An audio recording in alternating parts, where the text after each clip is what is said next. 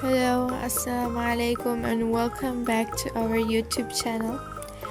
Wrap your little ones in warmth and style with our collection of woolen cardigans, sweaters, and baby wearers.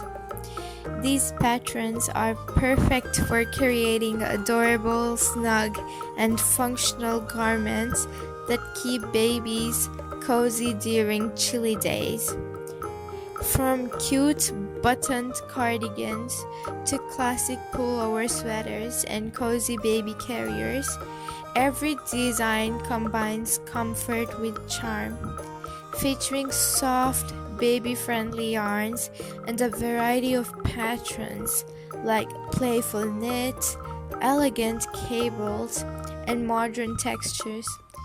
You'll find endless inspiration for your next handmade project. Perfect for gifting or dressing up your own little one, these timeless pieces will keep your baby warm and fashionable while showcasing your love and creativity. I hope you enjoyed today's inspirations. If you loved this design, then please make sure to like our video, subscribe to our YouTube channel, and also don't forget to share with your family and friends. Now we will hope to see you in our next video.